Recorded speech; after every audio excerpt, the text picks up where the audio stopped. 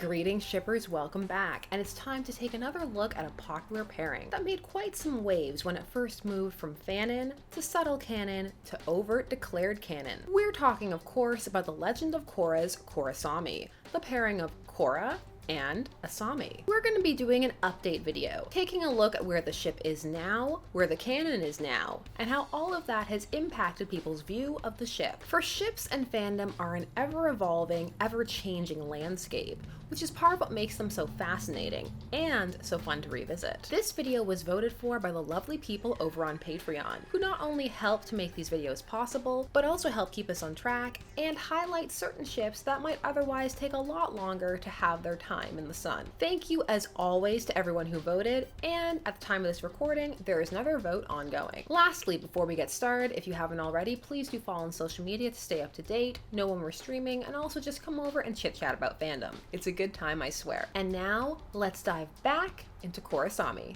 We talked about Korrasami on this channel a while back, so please check that video out if you haven't already, for we outlined a great deal about the ship and how the fandom felt about it, so check it out if you missed it, as this will be a continuation and we will not be going over too many points that were already brought up in that video, one of which was speculation about when exactly the Korra-Asami relationship had its genesis, a question which, along with the showrunner's history with fandom through their previous series, Avatar: The Last Airbender, led some to believe the entire confirmation of the couple is canon, and indeed the couple's entire arc was pandering, though some argued there was no arc, while some said it had been there since season 1, or that if it had appeared later it had been quite obvious. This response was partially responsible for the creation of the Legend of Korra graphic novel series. Specifically, series co-creator Michael Dante DiMartino states the positive response he got from LGBT+ fans, both people who had been shipping it before and others who had not, inspired him to continue this couple's story. It is not surprising that the Legend of Korra made the leap into comics,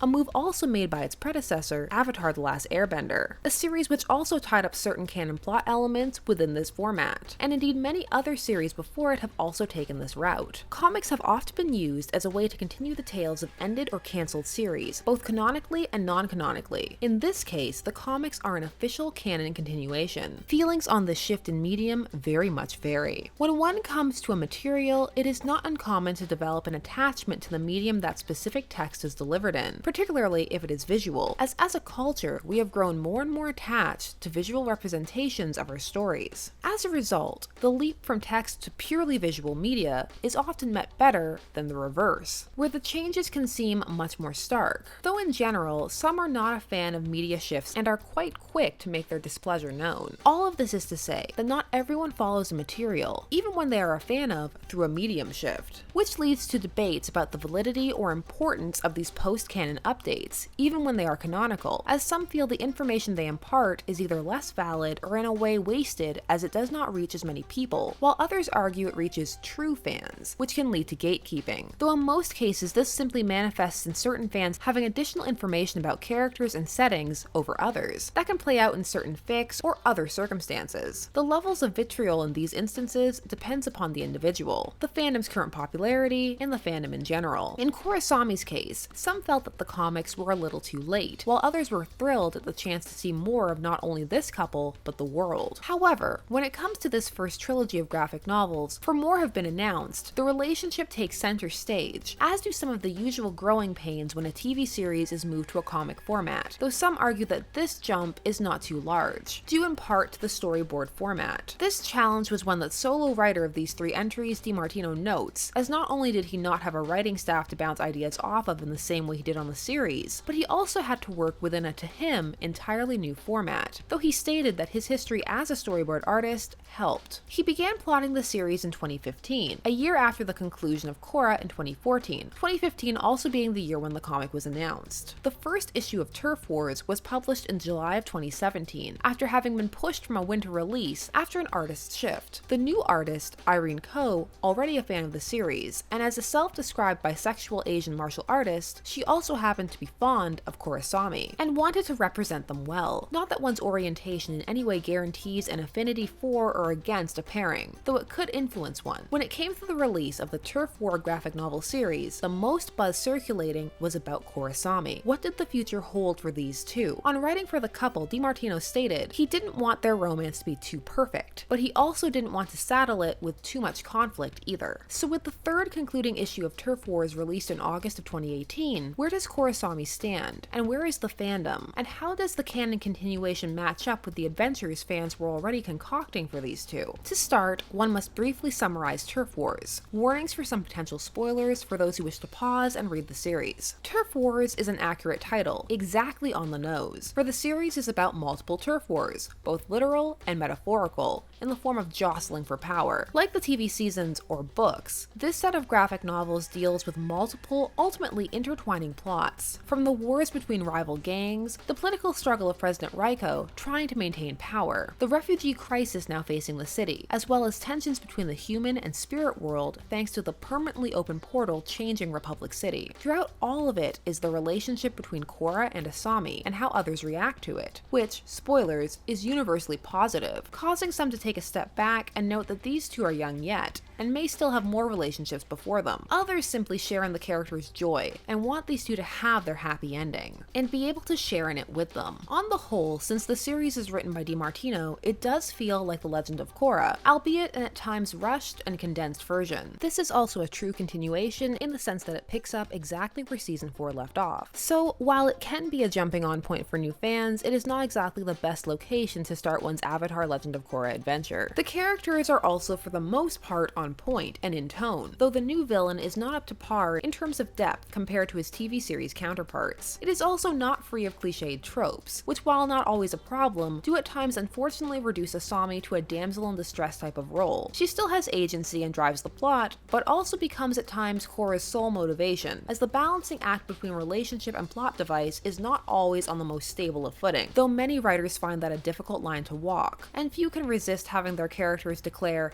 "Hands off my girlfriend." Side note, this has led some to wish that Korra had been with Mako in this situation, as then the sequence could have played out as a subversion of the damsel in distress trope, a thought met with mixed reactions, some vitriolic, some lukewarm, some enthusiastic. Some argued it had already been subverted. As for Korrasami, the reaction to the depiction has been mostly positive. On a canon note, it confirms the genesis of their relationship as season 4, with feelings developing late in book 3. Mileage varies on this. Those who believe that it was a longer plot were slightly disappointed, while others feel that this is simply an example of retconning, while still more feel it fits perfectly. As for the depiction of the couple, it definitely errs on the side of little to no conflict, though it is there, in Korra's quickness to anger and to act, an impulsiveness that can land Asami in situations she would rather not be in. Asami can also have self-doubts about her worth, but on the whole, it is depicted as an unbreakable relationship where the two work through their issues by discussing them and maturely accepting each other's flaws. So for fans of the pairing, it is for most a dream come true, giving them more of the couple they wish to see, working together and overcoming odds, and getting to have their own moments. If one was not a fan of this pairing due to lack of development in the series, this comic may sway one in its favor, as one can spend more time with the characters. However, if one was not a fan due to a lack of connection with one or both characters, or because they felt the foundation was flawed, or felt other pairings worked better, this story will do little to sway you, largely because they are still characterized in the manner of the show. So for example, if one found Korra brash and abrasive, one still will here. For a small number, the comic made them reconsider the ship upon seeing some of the conflicts, what few there were, as they felt perhaps in the long term this couple may indeed not work. And of course, those who wanted solo heroine Korra will perhaps not be as enticed. However, even for those who may not exactly ship these two, they can still appreciate the LGBT+ representation this series provides, and look forward to more of it as it continues, for the series also expanded the LGBT history and lore of the universe, not only in the additional information surrounding Tenzin sisters, but in giving a context and history to the treatment of LGBT+ persons within the Avatar universe. With artist Co stating, "There's a lot of potency to seeing loved, powerful characters like Korra and Asami dealing with the same struggles I and other queer people face." According to Co, the creative team wanted Korra and Asami to be empathetic parallels for LGBT readers. This being said, as the addition to the universe was homophobia. This has been a dividing point for some fans. While some reacted just as co-imagined, identifying with the heroine having to overcome struggles they themselves had faced, others felt cut off from the world, as they had envisioned it as a haven, or space where prejudices were already being worked through allegorically, as presented in the issues between benders and between benders and non-benders. And they would have preferred to keep this world a fantasy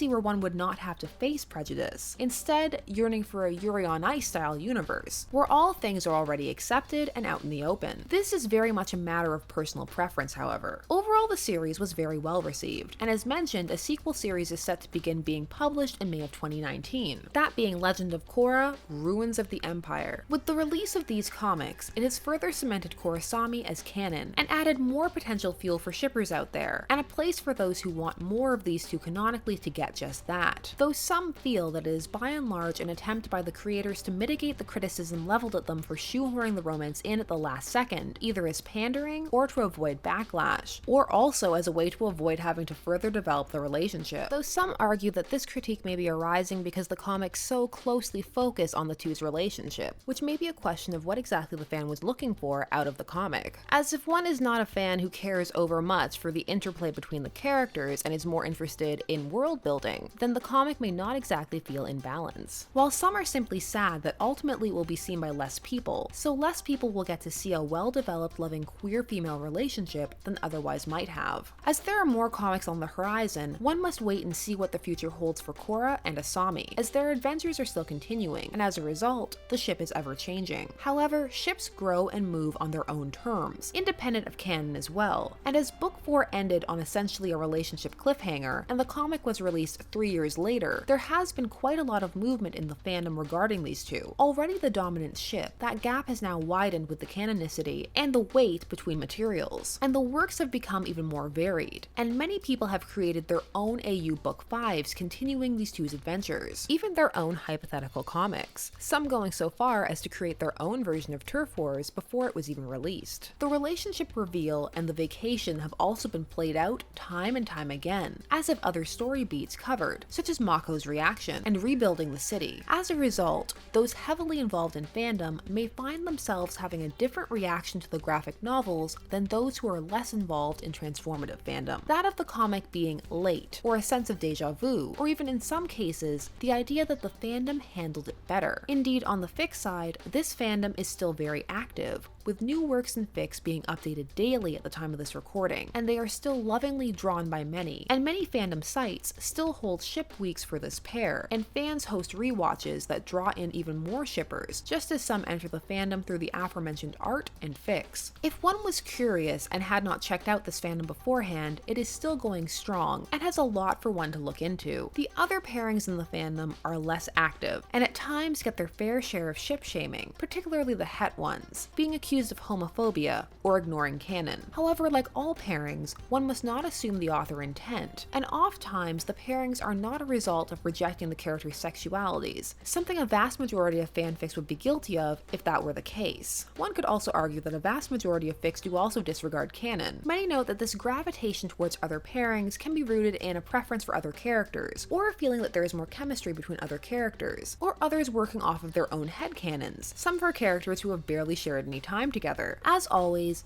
ship and let's ship. And of course, never forget that there are multi-shippers everywhere who are enjoying multiple pairings within the fandom. For even as a Femslash pairing, Korrasami is no different than any other dominant, canon, or in this case both ship, in that not all must like it, and other ships are still valid and have merit. While it can be very important for some, so too can the other ships. The other ships shall not erase Korrasami or take away its canonicity, but simply add to the fandom tapestry for the Legend of Korra. So for those curious about the status of Korrasami, it is alive, as they say, and strong. As for this new comic verse, it has not made too many ripples, in the transformative fandom sense that is. That is not to say that it was not anticipated or enjoyed, and most fans are not continuing on from it as they have from the TV series itself. It is unclear whether this is due to a lack of exposure or a lack of interest, or the canon effect, where sometimes people prefer to explore alternate routes to the canon, even for couples that are canon, as the fandom and its trends and momentum are all firmly established. However, some feel that Whether or not fandom did it better is immaterial, and what matters is that more canon, Korra, and Asami material exists for those who wish to continue on in the canon Korra verse, and to help in weaving a more diverse comic and fandom tapestry. Did any of you check out the comic? If so, what did you think? Not just about the pairing, but also about the plot and overall tone, and the shift from TV series to comic.